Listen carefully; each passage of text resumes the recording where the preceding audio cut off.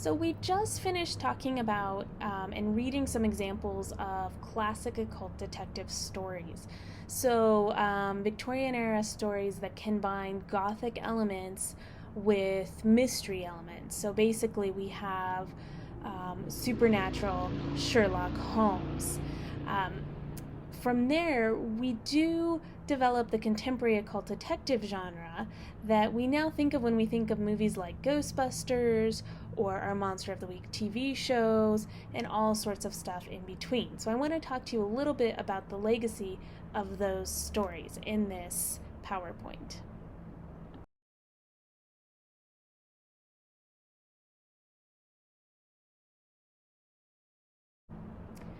So the occult detective genre is pretty much ongoing through the Victorian era to today, but one of the big changes that happened in the 1970s is we got a movie called Kolchak, the Night Stalker, and it was about a reporter who ends up hunting and investigating supernatural incidents, and it led to a very short-lived TV show called Kolchak as well. Um, so it really, what it did is it revived interest in occult detective narratives and made people who weren't reading those supernatural tales kind of interested in the genre as a whole. And it was perhaps the first time we see that kind of Ghostbuster character on TV.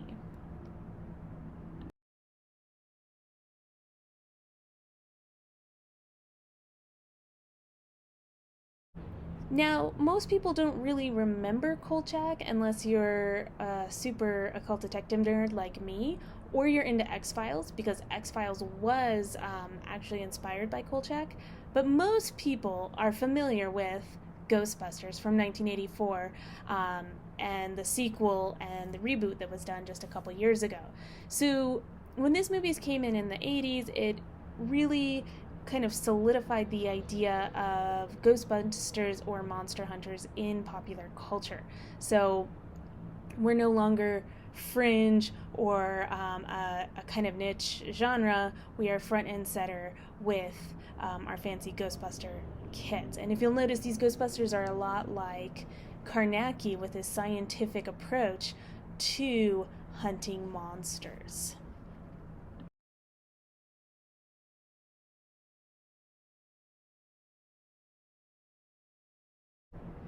Around the same time, we get Hellblazer, John Constantine, who really changes a lot of what we think about when we think of the occult detective. He's not rich. He's not upper class. He is working class. He is canonically bisexual, so in a lot of his stories, you see that emerge. And he's really working from the underbelly of society. And every single Hellblazer story has some sort of social justice or social commentary narrative, as you'll see with the excerpt we read, which is a lot about gentrification, politics, all sorts of really interesting things. So Hellblazer comes in and he basically busts things open and he says the genre is not just about the elite exploring otherness and, you know, acting out their xenophobic fantasies and those sorts of issues. It's about the working man figuring his way around the world. Hellblazer is also known as the archetype of the trickster. You know, he's kind of immoral. We love him. I love reading about him, but he's not really someone you want to befriend because you know he's going to screw you over. So he's a great character, but he's immoral. Or I should say, he runs by his own moral code.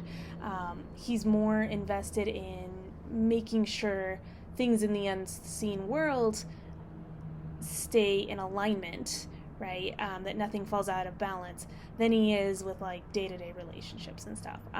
He has loads of fun. I know there's been lots of TV shows and stuff and films made about him, but it is so worth going back and looking at the graphic novels if you haven't.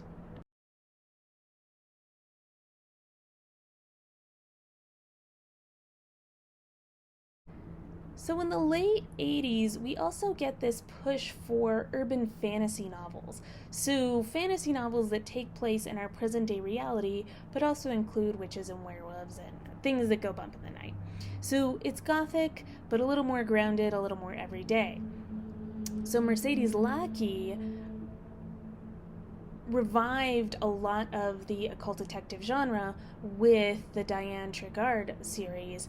And Diane Tregarde, she's, I believe, a practicing witch. She has some psychic abilities, and she writes romances by day, runs a witch shop, and then solves paranormal mysteries. So she is moving us more into that vein of what we think about when we think of our Monster of the Week TV shows. Someone with who is pulled into the paranormal world and has to start solving those mysteries.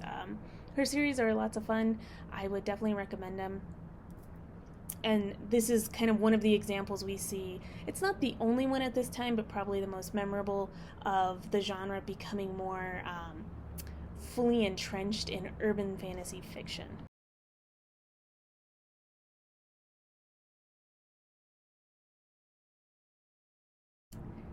With that, we have the Blood books in the 90s by Tanya Huff and the spin-off sequel Smoke and Shadows in 2004. These are loads of fun. So in the Blood books, you have Vicki Nelson, who's an ex-cop who has to leave the police force because she has a degenerative eye disease. So she's slowly going blind, and as that's happening, her detective agency ends up taking on more and more supernatural cases. And she hooks up with a sexy vampire who helps her with that. There's a pretty campy Lifetime series spin-off that they tried to do, and I believe that's available online somewhere. But it's a good example of, I think, a series that looks at someone who isn't able-bodied and puts them front and center in the narrative, which is important. Smoke and Shadows takes a side character from the Blood books, and he is literally a gay wizard who then works on solving supernatural mysteries. And then by day, he works as, I believe, an assistant director to on a TV show that it's like a detective vampire TV show. So there's lots of elements that are kind of self-referential or metafictional that are having a lot of fun by 2004 when the story was started, having a lot of fun with the fact that people have now developed a fascination for occult detectives in TV. So we want to see the stories about vampire detectives and wizard detectives and all that cool stuff.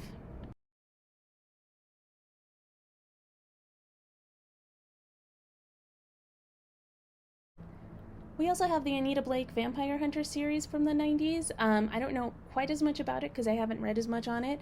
But basically, vampire hunters, everything's real sexy, everything's real violent. And it really takes this idea of vampires in everyday life, the modern vampire, the Dracula who wears jeans and a t-shirt, and makes it cool and makes it exciting, and it introduces us to a world where the Gothic is with us every day. So it became very popular.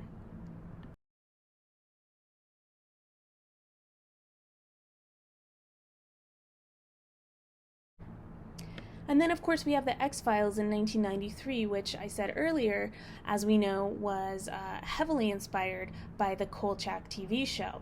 And this takes a kind of different take on the occult detective genre. It's not just monsters in the way we know it, it's more the unknown. It's outer space, it's aliens, it's maybe even a cosmic horror that Lovecraft represents, this fear of the unknown, this xenophobia even, or just the sense of awe that we have, right? The romantic sublime, where we recognize that we are not alone in this world and we aren't even the top of the food chain.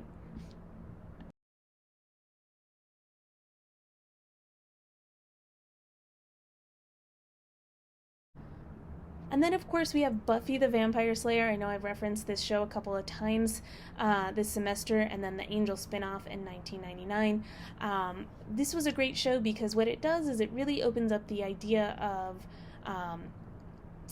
a monster hunter, and because, well, sorry, scrambling my words here, it opens up the idea of who gets to be an occult detective. So just like John Constantine says, I don't have to be hetero, middle, or upper class or rich to be an occult detective, Buffy says, I'm allowed to be a young teenage girl, and my superpower is being empathetic and building relationships, as well as kicking ass and fighting monsters. This is also one of the shows that really plays with the idea of what is a monster and what is monstrous. So just because someone's a vampire doesn't mean they're a bad guy, and just because someone's human doesn't mean that they are noble. And that is a theme that gets played out over and over again from, Constantine and Diane Tregarde to Buffy the Vampire Slayer and onward. Also, there is a really terrible Buffy the Vampire Slayer movie that came out a couple years prior to the TV show. It is incredible. It is incredibly terrible. Go watch it.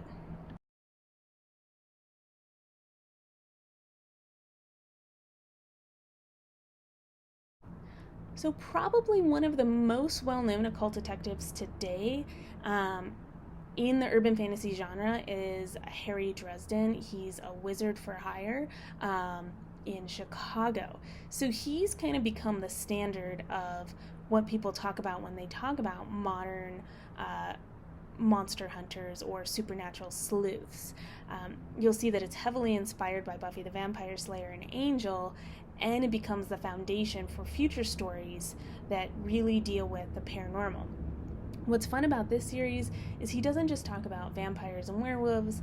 We get fairies, we get all these other range of creatures. So one of the really fun things that opens up when the occult detective moves into urban fantasy is that we get to explore a wide range of mythological creatures, monsters, urban legends, and think about how different cultures speak about and talk about the same thing. There's many La Llorona or Weeping Woman legends throughout the world. It's not just specific to New Mexico.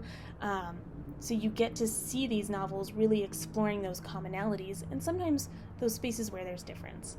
And again, this looks at the idea of separating monstrous behavior from someone who might be a gothic monster.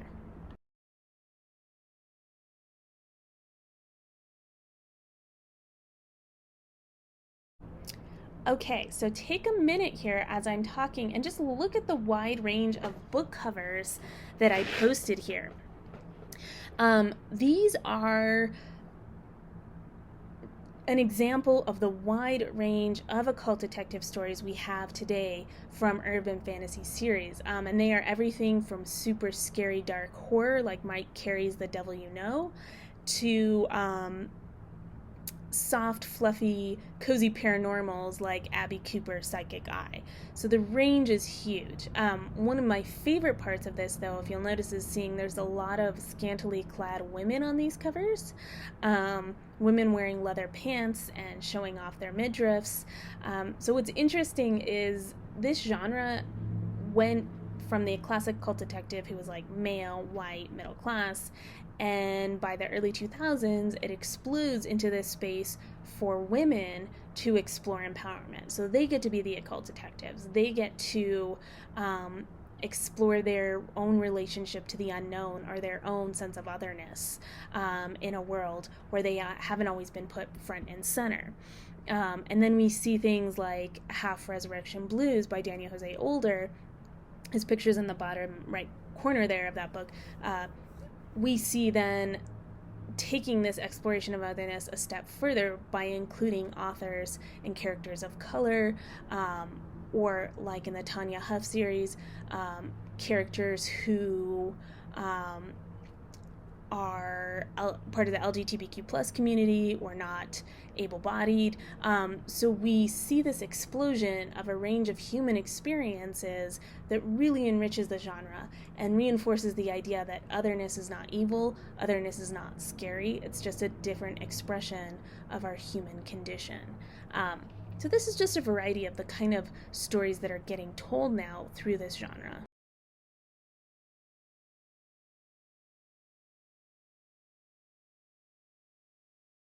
And then lastly, we have Occult Detective Quarterly, which I absolutely love, and you only know about if you're a hardcore nerd about this genre like I am. And this is just a magazine that promotes and publishes occult detective fiction and articles and reviews. And I personally love it because their focus is on promoting underrepresented voices, so minority characters, minority authors, and really saying that we need to open up the genre. So they've got some great stuff, and we'll actually be reading a couple of stories from this magazine. So if you like this stuff, consider checking them out. They are loads of fun.